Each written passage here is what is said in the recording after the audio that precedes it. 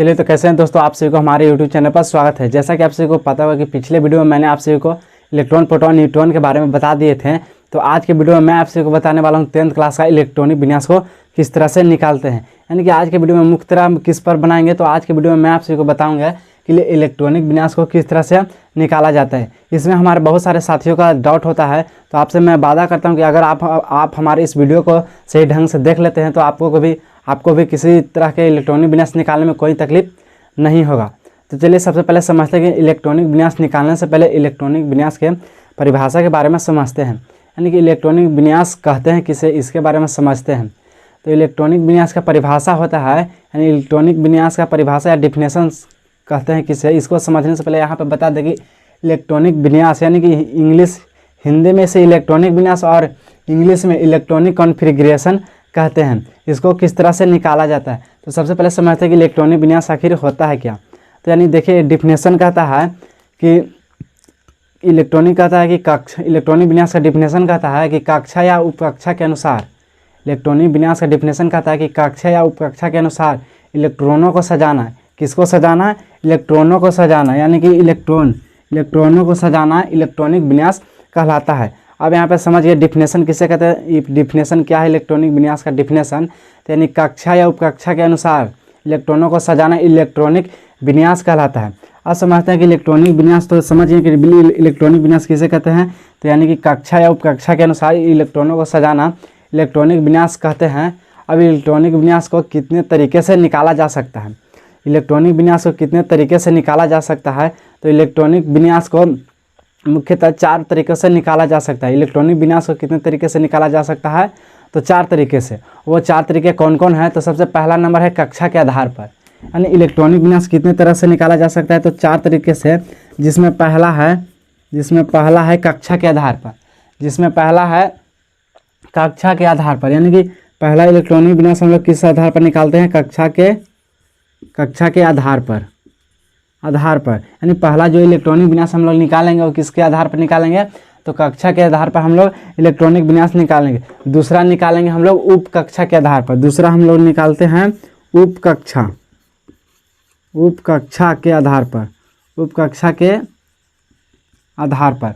पहला हो गया कक्षा के आधार पर, दूसरा हो गया उप कक्षा के आधार पर, और तीसरा हो जाएगा निष्क्रिय गैस, यानी निष्क्रिय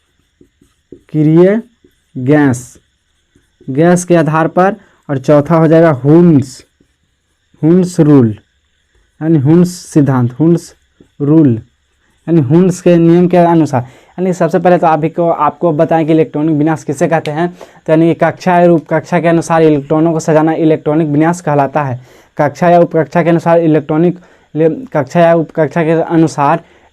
को सजाना इलेक्ट्रॉनिक विन्यास कहलाता है। इलेक्ट्रॉनिक विन्यास कितने तरीके से निकाला जा सकता है, तो इलेक्ट्रॉनिक विन्यास हम लोग मुख्यतः 4 तरीके से निकालते हैं। जिसमें पहला है कक्षा के आधार पर, दूसरा है उपकक्षा के आधार पर, और तीसरा है निष्क्रिय गैस के आधार पर, और चौथा है हुन्स रूल के आधार पर। तो अब इतना समझें कि हम लोग कितने तरीके से निकालते हैं। तो हम लोग 4 तरीके से इलेक्ट्रॉनिक विन्यास निकालते हैं।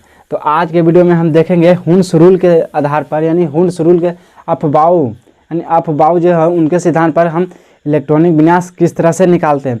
आप किसी भी एग्जाम में अगर बैठेंगे तो आपको इलेक्ट्रॉनिक विन्यास निकालने के लिए आ जाए तो आपको इसी मेथड से आपको इलेक्ट्रॉनिक विन्यास निकालना है। तो चलिए समझते हैं। यानी किसी भी मैथ को बनाने से पहले, अब यहाँ पे ध्यान दीजिएगा कि किसी भी मैथ को बनाने से पहले उसके फार्मूला के बारे में जानकारी होता है, तो हम लोग से वो मैथ आसानी से बन जाता है। तो उसी की तरह इलेक्ट्रॉनिक विन्यास को निकालने से पहले सबसे पहले इसके फार्मूले के बारे में पता होना चाहिए। बहुत सारे हमारे दोस्त होंगे जो 1s 2s पढ़ने में बहुत हदियाते हैं, घबराते हैं कि भैया हमसे याद नहीं होता है। तो आज के वीडियो में मैं आपसे चैलेंज करता हूं कि आपको भी ये 5 मिनट के वीडियो में आपको हम याद करवा के छोड़ेंगे। यानी जो इलेक्ट्रॉनिक विन्यास का जो फार्मूला होता है उसको हम 5 मिनट में याद करवा के छोड़ेंगे, बस आप हमारे वीडियो में बने रहिएगा। तो चलिए सबसे पहले समझते हैं यानी कि इसके फार्मूला को किस तरह से याद करेंगे। सिंपली कुछ नहीं करना है, आपको सिर्फ अपने कॉपी या बुक में आप उठा लीजिए, उसमें लिखना है, यहाँ पर लिखना है। तो किस तरह से लिखना है, सूत्र पर आते हैं। सबसे पहले इसके सूत्र पर आते हैं। इलेक्ट्रॉनिक विन्यास निकालना है तो इसको सूत्र पर आते हैं। यानी कि आप हमारे बहुत सारे दोस्त पूछेंगे कि भैया बताइए एस क्या है, पी क्या है, डी क्या है, एफ क्या है। तो आपको पिछले वीडियो में हमने बताया था, यानी कक्षा के अंदर भी एक उप कक्षा होता है, यानी जो हमारे कक्षा होते हैं, कक्षा को हम लोग किससे लिखे थे, कक्षा को KLMN डॉट डॉट से लिखे थे। अब उप कक्षा को हमने लिखा था SPDF। तो SPDF ही उप कक्षा है, SPDF ही उप कक्षा है, इसी को हम लोग SPDF लिखते हैं। अब यहाँ पे समझते हैं कि S में अधिकतम इलेक्ट्रॉन कितने रह सकता है। तो S में अधिकतम इलेक्ट्रॉन की संख्या 2 रहेगा। S में अधिकतम इलेक्ट्रॉन की संख्या कितनी रहेगी, तो 2। S में अधिकतम इलेक्ट्रॉन की संख्या कितनी रहती है, 2। और P में अधिकतम इलेक्ट्रॉन की संख्या 6। अधिकतम 6, कम से कम 5-6 से कम भी रह सकते, लेकिन सबसे ज़्यादा 6 से ज़्यादा नहीं हो सकता है। और D में 10, D में कितने रह सकता है, 10। और F में 14। यानी कि इसका सिंपल स्पेलिंग होता है कि यानी S यानी शार्प यानी तेज, P से प्रिंसिपल यानी मुख्य, D से डिफ्यूज यानी बदलने वाला, F से फंडामेंटल यानी आधार, फंडामेंटल यानी आधार। अगर आप गहराई से समझना है तो यानी S में कितने हुंस के नियम कौन कहाँ पर पेयर और अनपेयर होगा, ये हम अगले वीडियो में बताएंगे।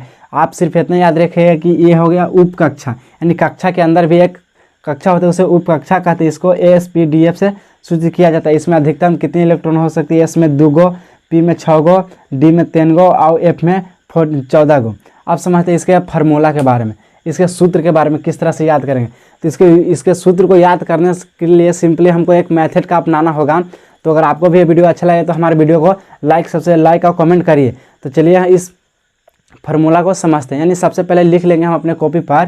पहले तो लिखेंगे कि सबसे पहले ई पार्टी लिखेंगे, यानी कि स्कूल। एक बार दोनों पार्टी लिखेंगे, यानी कि स्कूल। पहला में लिखेंगे स्कूल, पहला में यहाँ से हम लिखना शुरू करते हैं स्कूल। पहला स्टेप क्लियर हो गया, स्कूल। अब फिर यहाँ से शुरू करेंगे पब्लिक स्कूल, फिर ये पार्टी लिखेंगे पब्लिक स्कूल। पहला में लिखे स्कूल, दूसरा में लिखे पब्लिक स्कूल। ये नहीं भी लिखे पब्लिक स्कूल तो ये नहीं भी लिखना है, P से पब्लिक स्कूल। फिर इधर लिखेंगे दिल्ली पब्लिक स्कूल, फिर ये पार्टी भी हमको लिखना है दिल्ली पब्लिक स्कूल। यहाँ तक क्लियर हो गया। अब लिखेंगे फालतू दिल्ली पब्लिक स्कूल। अब फिर इस पार्टी लिखेंगे फालतू दिल्ली पब्लिक स्कूल। यहाँ तक समझ में आया ना, तो फिर से हम समझाते हैं। यानी देखिए सबसे पहले हमको लिखना है स्कूल, यानी स्कूल ई पार्टी भी तो स्कूल ई पार्टी भी। यानी देखिए लिखिए school, public school, Delhi public school, फालतू दिल्ली पब्लिक स्कूल। इस तरह से हम लोग कॉपी में लिख लेंगे। तो देखिए हमने लिखा स्कूल, पब्लिक स्कूल, तो इधर भी लिखेंगे पब्लिक स्कूल। फालतू दिल्ली पब्लिक स्कूल, इधर लिखें फालतू दिल्ली पब्लिक स्कूल। अब इसको नंबर किस तरह से चढ़ाएंगे, यानी इतना तो हम लोग लिख लिए, अब इस पर नंबर किस तरह से चढ़ाएंगे। तो सबसे पहले लिखेंगे 1, यहाँ से 1, 1s 2s। अब यहाँ पे ध्यान दीजिएगा, नंबर देने में हमारे बहुत सारे दोस्त दिक्कत करते हैं। तो 1s 2s। अब यहाँ से 2s, अब 2s तो हो गया, 1s 2s खत्म। अब यहाँ से दूसरा नंबर शुरू करते हैं 2p एक खत्म के s कितना पर ख़त्म हुआ था, तो s खत्म हुआ था 2 पर, तो यहाँ शुरू करेंगे 3s। अब p कितना पर ख़त्म हुआ है, तो p खत्म हुआ है 2 पर, तो यहाँ 3p। यहाँ ख़त्म कितना पर हुआ है, 4 पर, 3 पर, तो यहाँ 4 से शुरू करेंगे। जहाँ से ख़त्म होता है वहाँ से हम लोग शुरुआत करते हैं। फिर यहाँ पे देखिए, यानी कि यहाँ शुरू हो गया d। अब d तो यहाँ शुरुआत नहीं हुआ, तो पहले तो 1s 2s 3d हो गया, 3d। यहाँ पे ध्यान दीजिए 3d हो गया। 3d के बाद यहाँ पे p देखिए, p हम लोग कहाँ पे ख़त्म किए थे, तो p हम लोग यहाँ पे 3p पे ख़त्म किए थे, तो यहाँ शुरू हो जाएगा 4p। और s कहाँ कितना पर ख़त्म किए थे, तो s हम लोग 4 पर ख़त्म किए थे, तो यहाँ 5s से शुरू हो जाएगा। अब यहाँ पे हम लोग देखिए 3d पर d ख़त्म किए थे, तो यानी स्टार्ट करेंगे 4d। अब 4p पे ख़त्म किए थे, तो इधर 5p हो जाएगा। इधर 6s तो किए थे, 5s से ख़त्म किए थे, तो इधर 6s हो जाएगा। अब इधर हो जाएगा 4f। d कितना पर ख़त्म हुआ है, तो d हम लोग का 4 पर ख़त्म हुआ है, तो इधर 5d। 6p कितना पर ख़त्म हुआ है, तो p हम लोग का 6 पर ख़त्म हुआ है, तो 6p। एस कितना पर ख़त्म हुआ है तो 6 पर, तो यहाँ 7s हो जाएगा।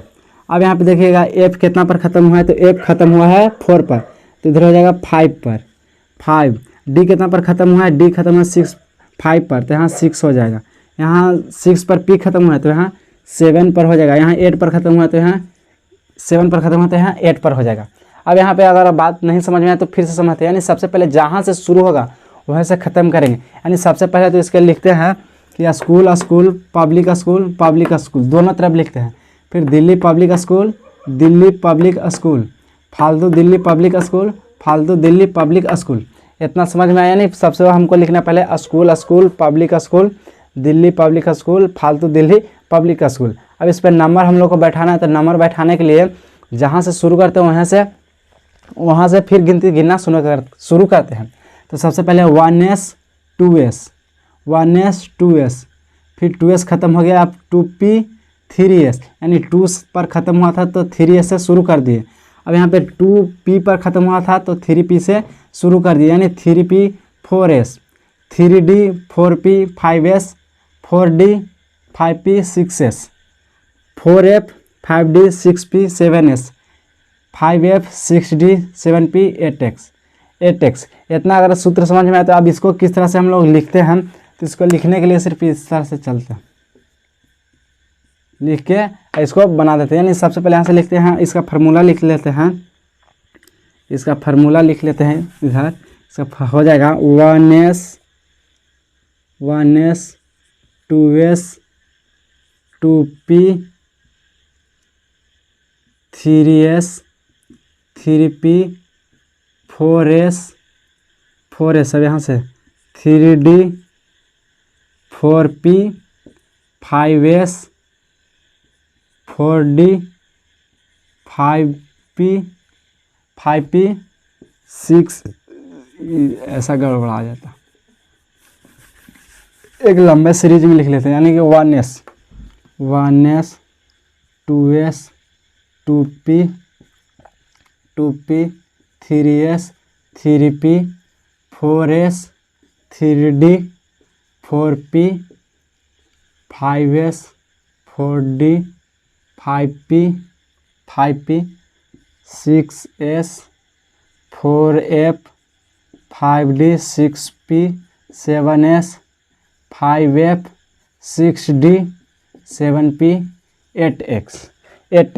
इतना तो हम लोग इसका फार्मूला हो गया। तो इसी को अब हमारे दोस्त कुछ लोग जो बहुत रटते होंगे कि 1s 2s 2p 3c, अगर देखिए हम किस तरह से इसके समझा दिया। यानी सबसे पहले तो आपको लिखना है स्कूल स्कूल। अब इतने इसके फार्मूला समझ गए, तब इसके इलेक्ट्रॉनिक विन्यास किस तरह से निकालते हैं उसके बारे में सोचते हैं। तो इलेक्ट्रॉनिक विन्यास निकालने के लिए सबसे पहले इसके कुछ तत्व को हम लोग लेते हैं। यानी कि आपको बताएं कि एस में अधिकतम इलेक्ट्रॉन की संख्या कितनी रहेगी, तो एस में 2, तो सब पर 2 बैठाना है, 2 एस में 2 एस में 2 एस में 2 एस में 2 रहेगा। पी में 6 पी में 6 पी में 6 पी में 6 पी में 6 डी में 10 डी में, और डी किधर है, डी में 10 डी में 10 एफ में 14 एफ में 14। तो आपको बताएं कि एस में 2 गो रहेगा, पी में 6 गो, डी में 10 गो, एफ में 14 गो। तो इसी तरह से अगर आपको अगर एक फार्मूला याद हो गया तो इस पर हम कुछ इलेक्ट्रॉनिक विन्यास निकालते हैं। यानी सबसे पहले निकालते हैं हीलियम, यानी कि हीलियम He2 के, यानी He2 के हीलियम का पहला नंबर He2 यानी 2 का, इसका हम लोग इलेक्ट्रॉनिक विन्यास निकालते हैं। तो इसका इलेक्ट्रॉनिक विन्यास निकालने से पहले अगर किसी भी तत्व का इलेक्ट्रॉनिक विन्यास निकालते हैं तो उसका परमाणु संख्या आप सभी को पता होना आवश्यक है। तो यानी कि हीलियम का परमाणु संख्या 2 है, तो इसका इलेक्ट्रॉनिक विन्यास किस तरह से निकालते हैं। तो यानी सबसे पहले शुरू करेंगे 1s, यानी कि 1s से शुरू करेंगे। यानी इलेक्ट्रॉनिक विन्यास कितना है, तो इलेक्ट्रॉनिक विन्यास इसका 2 है, तो 1s2 यानी इसका इलेक्ट्रॉनिक विन्यास निकल गया 2। अब दूसरा में आते हैं, दूसरा नंबर तत्व के निकालते हैं। तो दूसरा नंबर तत्व को हम लोग निकालते हैं बेरिलियम, यानी Be यानी 4, इसका परमाणु संख्या 4 है। अब इसका इलेक्ट्रॉनिक विन्यास किस तरह से निकालते हैं, तो इसका 4 है, तो यानी कितने कक्षा में जाएगा, यानी 4 है तो कितने कक्षा में जाएगा। यानी सबसे पहले लिखते हैं फार्मूला 1:2, यानी पहला में तो हो गया, बाकी बचा कितना 2 और बचा, तो 1:2 2:2, यहाँ पे 2 लिखेंगे तो ये हमारा गलती हो जाएगा, 2 नहीं लिखेंगे, 2 लिखेंगे। यानी कि देखिए कितना हो गया, इसको जोड़े 2 2 4, इसको देखिए कितना हो गया, परमाणु संख्या 2, तो इसका कितना होगा 2, ये भी सही है। अब तीसरा नंबर देखते हैं, अगला नंबर देखते हैं आर्गन, यानी आर्गन AR18, आर्गन AR18 का बनाते हैं। यानी आर्गन AR18 पर हम लोग 18 का आर्गन का इलेक्ट्रॉनिक विन्यास निकालते हैं। तो आर्गन का 18, यानी कि आर्गन का परमाणु संख्या कितना है 18, तो इसमें कितने इलेक्ट्रॉन होंगे 18। तो इसको किस तरह से हम लोग बनाएंगे, तो यहाँ सबसे पहले देखते हैं कि 1s से शुरू करते हैं, कहाँ तक जाता है, तो यानी कि 1s2, ऊपर वाला को जोड़ना है, ऊपर वाला की संख्या को जोड़ को हमको 18 तक लाना है। यानी कि 1s2 2s2